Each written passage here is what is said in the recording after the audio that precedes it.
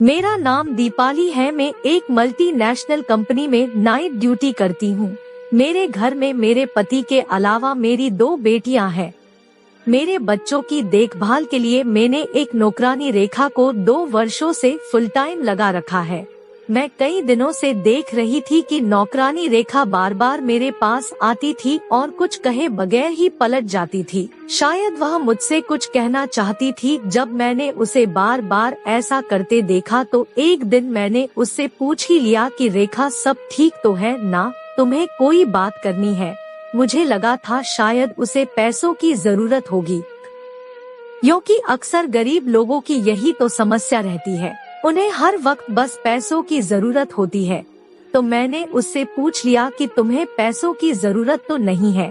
तो रेखा कहने लगी, नहीं मैडम जी, मुझे पैसों की जरूरत नहीं है, बल्कि मैं तो आपसे कुछ और बात करना चाहती थी। उसके चेहरे पर चिंता की लकीरें साफ दिखाई दे रही थी। मैंने उससे कहा कि रेखा जल्दी बताओ, मुझे ड्यूटी के लिए देर हो रही है। तो रेखा कहने लगी कि मैं बस आपसे यही कहना चाहती हूँ कि आप नाइट शिफ्ट ना किया करें। मैं चौंक गई और थोड़ा गुस्से से उसे देखा, क्योंकि यह बात कहने का क्या मतलब है कि मैं नाइट ड्यूटी ना किया करूँ? आखिर वह कौन होती है मुझे यह सलाह देने वाली? मुझे गुस्से में देखकर वह बिना कुछ कहे जल्दी से वहाँ से चली गई। मैंने सोचा कि शायद मेरे जाने के बाद उसे घर के ज्यादा काम करने पड़ते होंगे, इसीलिए वह ऐसा कह रही है। मुझे वैसे भी उसका व्यवहार काफी दिनों से कुछ बदला बदला सा लग रहा था, इसलिए मैंने सोचा कि मुझे उस पर नजर रखनी चाहिए और आखिर पता तो चलना चाहिए कि उसके दिमाग में चल क्या रहा है। उस दिन मैं ड्यूटी चली गई। मैंने रेखा को फुल टाइम के लिए रखा हुआ था कि वह दिन रात हमारे ही घर में रहे, और शाम को मेरा पति भी घर चला जाता था, तो इसलिए मुझे कोई चिंता नहीं रहती थी। लेकिन पिछले कुछ दिनों से रेखा के बारे में मुझे अजीबोगरीब से ख्याल आने लगे थे कि कहीं वह मेरी पीठ पीछे कुछ गलत नहीं कर रही है। मैं अपने पड़ोस वाली औरतों से बातें सुनती थी कि ऐसे ही कोई औरत अपने घर को अपनी नौकरानी के हवाले छोड़कर नौकरी करती थी। उसके पति ने नौकरानी से ही शादी कर ली। जब से मैंने यह खबर सुनी तब से मेरा दिमाग खराब हो रहा था। एक तरफ तो मुझे अपने पति पर पूरा विश्वास था कि मेरा पति ऐसा कुछ भी मेरे साथ नहीं कर सकता, और मुझे उस नौकरानी पर भी विश्वास था क्योंकि वह एक बहुत ही शरीफ औरत है। लेकिन फिर मैंने सोचा कि किसी को बदलते हुए देर नहीं लगती है। मैंने अपने पति और नौकरानी पर नजर रखने का फैसला कर लिया। मैं सुबह देर तक सोई रहती थी, इसलिए मेरे पति रेखा के हाथ का ही नाश्ता करके चले जाते थे। मैंने सोचा कि मुझे खुद उठकर नाश्ता बना कर देना चाहिए, लेकिन मैं सारी रात ड्यूटी करने के बाद जब इतनी थक जाती थी, घर आते ही गहरी नींद सो जाती थी, और फिर दोपहर 2 बजे उठकर लंच करने के बाद मैं अपने प्राइवेट क्लिनिक पर चली जाया करती थी। वहाँ पर मैं असहाय गरीब लोगों का मुफ्त में इलाज किया करती थी, क्योंकि मैंने नर्सिंग भी कर रखी थी। क्लिनिक से आने के बाद शाम को ऑफिस जाया करती थी। कभी कभी मेरे पति मुझसे शिकायतें करते कि तुमने तो अपनी जिंदगी को इतना बिजी कर लिया है कि मेरे लिए टाइम ही नहीं है। आखिर मुझे भी तुम्हारी जरूरत महसूस होती है।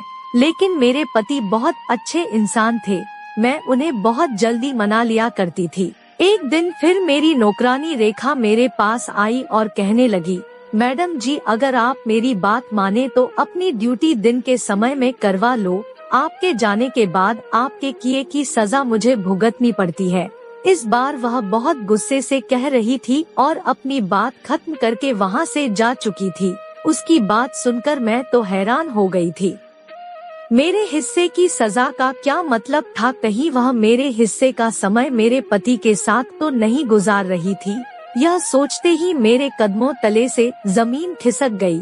लेकिन फिर मैंने सोचा कि नहीं, ऐसा नहीं हो सकता, वह बस ऐसे ही कह रही होगी। लेकिन फिर भी मुझे जानना तो चाहिए कि आखिर उसकी इस बार बार की जिद के पीछे मकसद क्या था।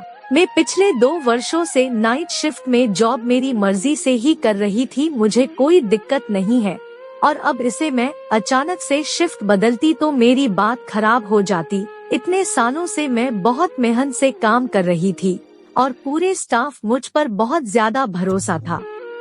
लेकिन मैं इस तरह अपने घर को भी तोड़ना नहीं चाहती थी। मैंने सोचा कि कुछ ना कुछ तो करना ही होगा। रेखा 1 साल से मेरे यहाँ नौकरी कर रही थी और एक अरसे के दौरान ना तो उसे मुझसे कोई शिकायत हुई थी और ना ही मुझे उससे। उसे उसके पति ने छोड़ दिया था।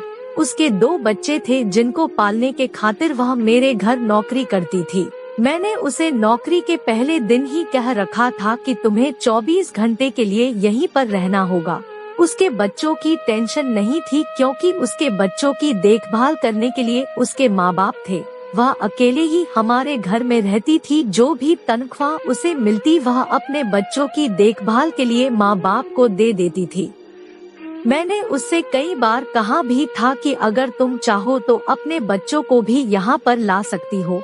जहाँ तुम रहती हो वहाँ पर तुम्हारे बच्चे भी रह लेंगे, लेकिन वह मना कर देती थी। उसके साथ समय बहुत अच्छा गुजर रहा था।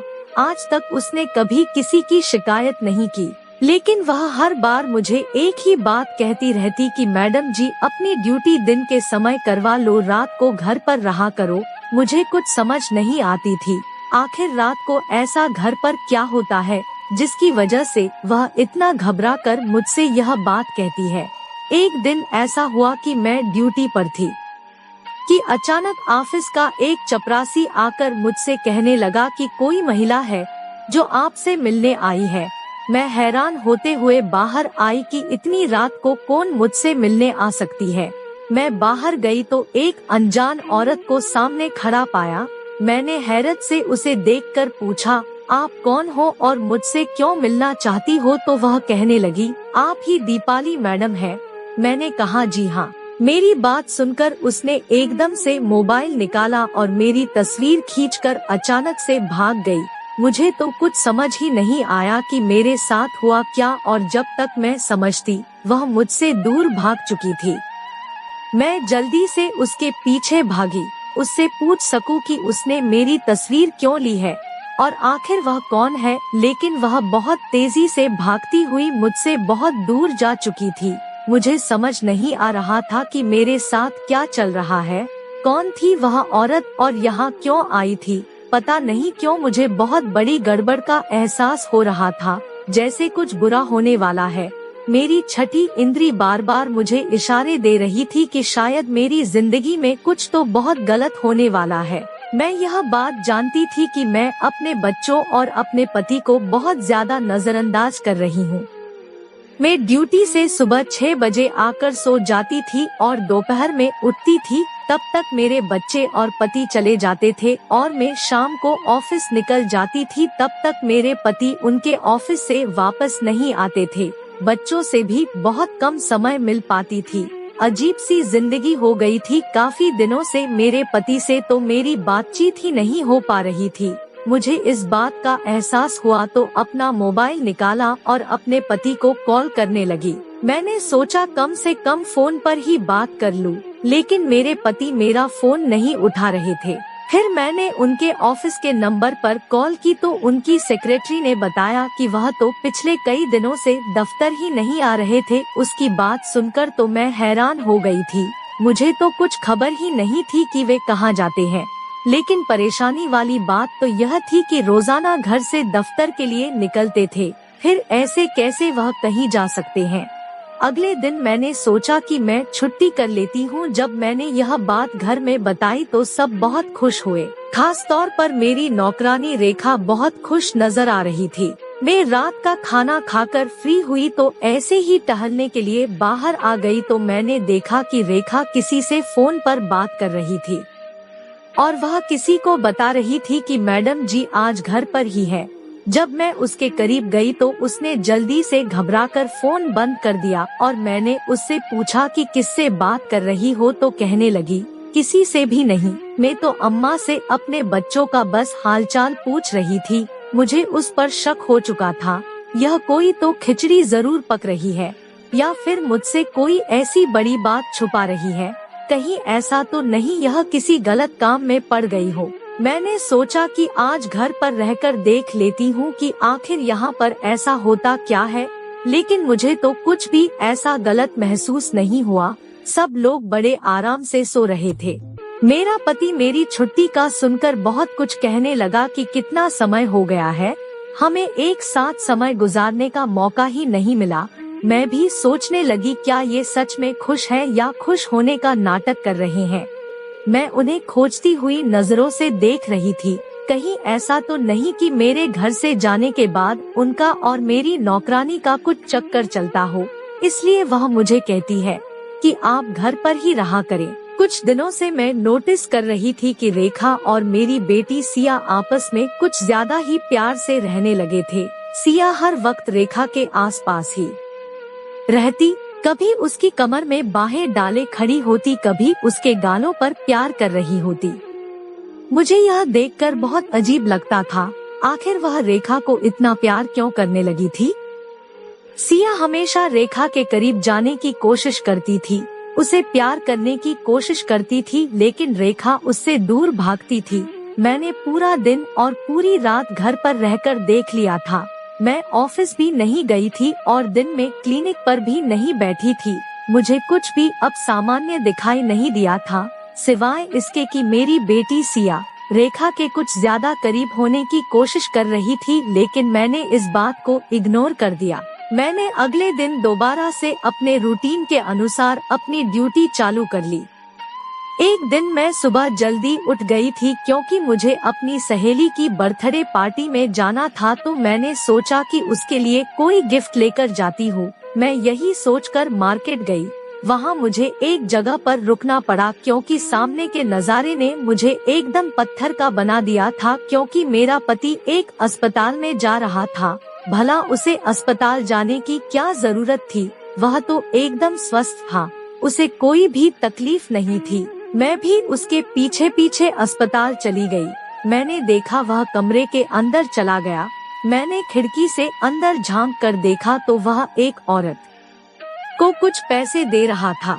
उस औरत को मैं पहचान नहीं पा रही थी क्योंकि उस औरत की मेरी तरफ पीठ थी। उस औरत को पैसे देने के बाद और उससे हाथ मिलाकर मेरा पति जल्दी से बाहर आ गया। उसके बाद उस औरत ने किसी को फोन किया और थोड़ी देर बाद जो औरत आई उसे देखकर मैं पलके झपकना भूल गई थी। फटी फटी आंखों से मैं उसको देख रही थी। वह औरत कोई और नहीं बल्कि रेखा ही थी। उस औरत ने रेखा को कुछ पैसे दिए। रेखा ने उसका धन्यवाद किया और वहाँ से चली गई। आखिर यह सब क्या था, मुझे कुछ समझ नहीं आ रहा था। मेरे पति ने पहले उस अनजान महिला को पैसे दिए और फिर उस अनजान महिला ने मेरे पति के दिए हुए पैसों में से कुछ पैसे रेखा को दिए। आखिर यह सब क्या चक्कर था। और जब उस औरत ने मेरी तरफ चेहरा घुमाया तो मैं दंग रह गई थी। मैं उस औरत को कैसे भूल सकती थी। इतने दिन गुजर जाने के बावजूद उसका चेहरा मेरे दिमाग में फिट हो गया था। यह तो वही महिला थी जिसने उस दिन मेरी फोटो ली थी और भाग गई थी। इसका मेरे पति के साथ आखिर क्या संबंध है। मैंने सोचा कि मैं अभी जाकर उससे पूछ लेती हूँ, लेकिन इससे पहले ही उस औरत के पास कोई और दूसरा आदमी आ गया। वह एक दूसरे से हाथ मिलाते हुए वहाँ से चली गई। यह सब देखकर अब तो मुझे पक्का विश्वास हो गया था, जरूर मेरे खिलाफ कोई गहरी साजिश की जा रही थी और इसमें मेरा पति और मेरी नौकरानी रेखा भी शामिल है। अब मैंने फैसला कर लिया था, आज मैं इन दोनों को रंगे हाथों पकड़ कर ही रहूंगी। रात को जब मैं नाइट ड्यूटी के लिए जाने लगी तो उस समय तक मेरे पति भी घर आ चुके थे और मुझे कहने लगे कि मैं भी तुम्हारे साथ ही निकलता हूँ, मुझे शहर से बाहर जाना है। मैं परेशान हो गई कि अगर यह भी घर से बाहर रहेंगे तो फिर मैं इन्हें रंगे हाथों कैसे पकड़ूंगी। लेकिन फिर मैंने सोचा कि चलो कोई नहीं, आज नहीं तो फिर किसी और दिन मैं हकीकत मालूम करके ही रहूंगी। ऑफिस में भी मैं अपने ख्यालों में ही खो रही थी। यह सब सोच सोच कर मेरे सर में दर्द होने लगा। मेरे सीनियर मेरी तबीयत देखकर कहने लगे, आज आपको घर चले जाना चाहिए। सर में इतनी तेज दर्द था कि मुझे भी लग रहा था कि मैं यहाँ अब और ज्यादा नहीं रुक सकती, वरना मेरी तबीयत ज्यादा खराब हो जाएगी। मैं घर चली आई। आज से पहले मैं कभी अचानक रात के समय घर पर नहीं आई थी। दरवाजा बंद था। मैंने सोचा उन लोगों को जगाने से अच्छा है मैं खुद ही अपनी चाबी से दरवाजा खोल लूं। अंदर दाखिल होते ही मुझे अंदाजा हो गया शायद मेरे पति अभी तक घर वापस नहीं लौटे थे, क्योंकि उनकी गाड़ी वहाँ पर नहीं थी। मैं अपने कमरे की तरफ बढ़ने लगी थी कि अचानक मुझे चीखों की आवाज सुनाई दी। आवाज ऊपर से आ रही थी। मैं भागते हुए ऊपर की ओर गई। चीखों की आवाज मेरी बेटी सिया के कमरे से आ रही थी। मैं आगे बढ़कर दरवाजा खोलने लगी और एकदम से दरवाजा खोल दिया। सामने का मंजर देखकर तो मेरी जान ही निकल गई। मैंने देखा कि मेरी बेटी सिया मेरी नौकरानी रेखा को बुरी तरह से पीट रही थी और वह चीखों की आवाज मेरी रेखा की ही थी। मैंने जल्दी से आगे बढ़कर सिया को पीछे हटाया।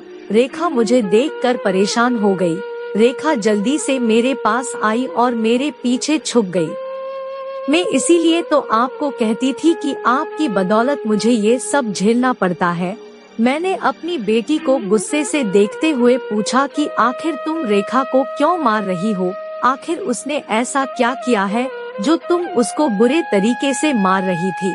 मेरी बेटी ने आगे बढ़कर मुझे भी एक जोर का झटका दिया। कहने लगी, आप हम माँ बेटी के बीच में मत बोले, आप जो भी हैं यहाँ से चले जाएं। उसकी हालत अजीब सी हो रही थी। मैं फटी फटी आंखों से अपनी बेटी को देख रही थी। यह क्या बक रही थी? मैंने कहा, यह तुम क्या कह रही हो? मैं तुम्हारी माँ हूँ। मुझे लग रहा था जैसे वह अपने होशो हवास में नहीं है। दूसरी तरफ रेखा बहुत बुरी तरह से डरी हुई थी। उधर सिया की हालत भी खराब होने लगी थी।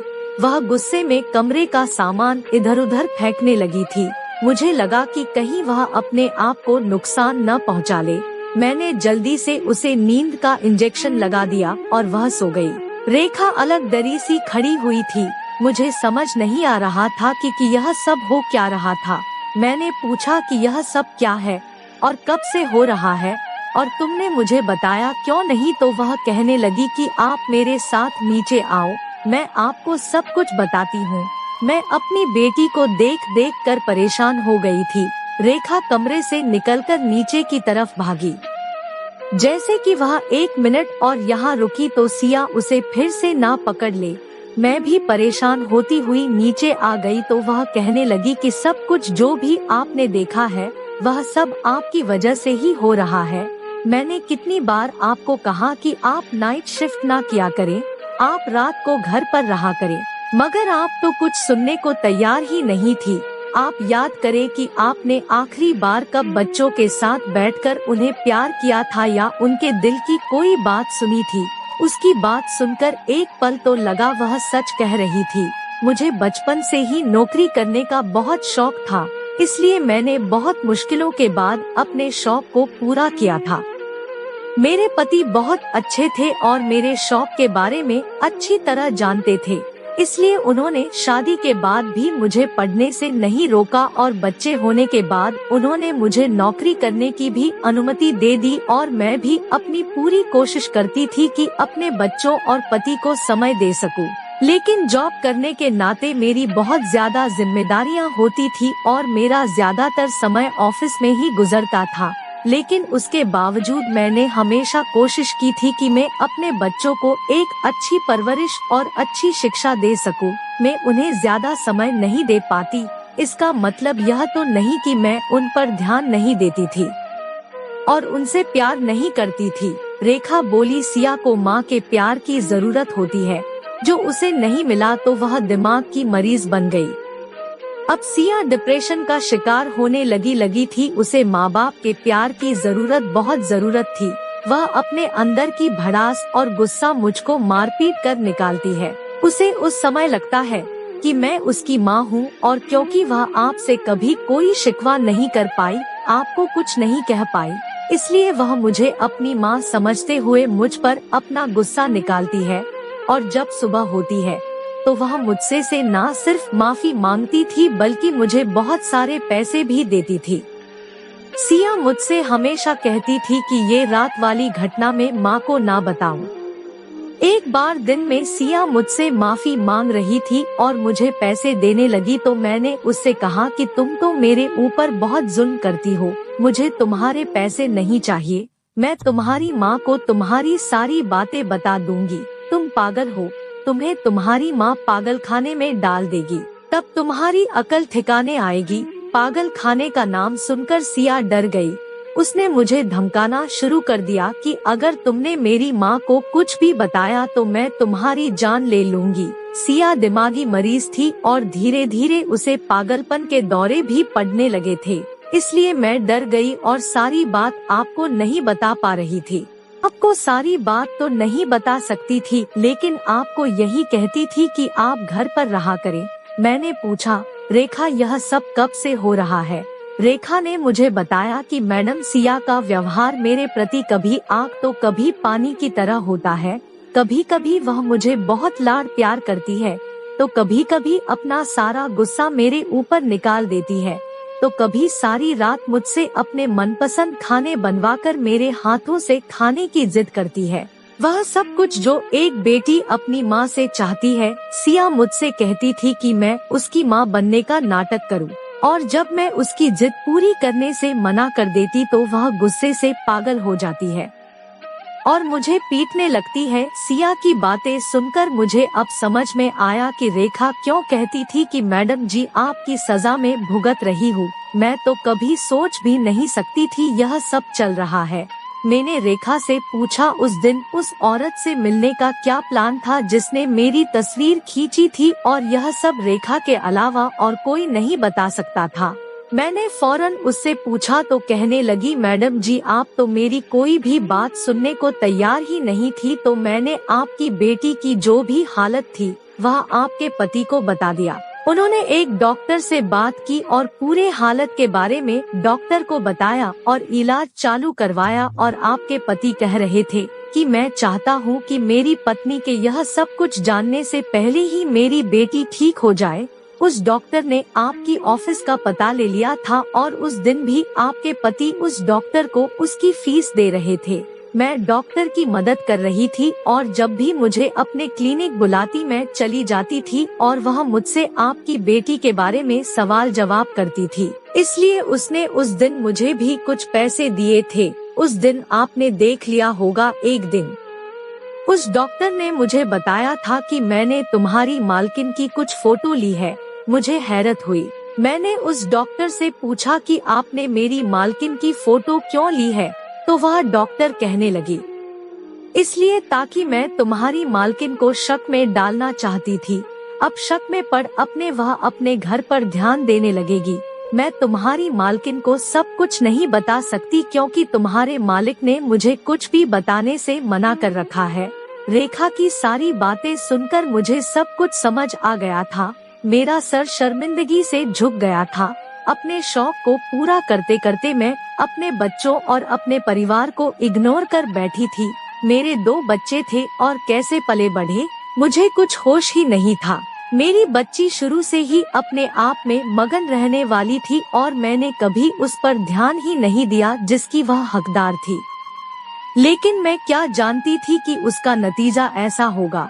उस वक्त मुझे समझ आया कि हम माँ बाप को अपने करियर के पीछे इतना भी पागल नहीं होना चाहिए कि अपने बच्चों को ही इग्नोर कर दे।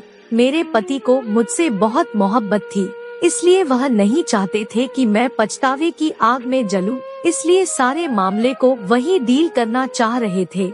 अब मुझे भी माँ का किरदार निभाना होगा। मैंने कुछ समय के लिए छुट्टी ले ली ताकि अपने घर अपने बच्चों को समय दे सकूं और हम सब ने मिलकर मेरी बेटी को ठीक कर लिया और मैंने भी उस दिन के बाद अपनी दिन की ड्यूटी लगवा ली। आशा है आपको मेरी यह कहानी अच्छी लगी हो, तो इसे जरूर लाइक करें और हमारे चैनल को भी सब्सक्राइब करें ताकि आपको और भी इसी तरह की इमोशन व अन्य शिक्षाप्रद कहानियाँ मिलती रहे। धन्यवाद।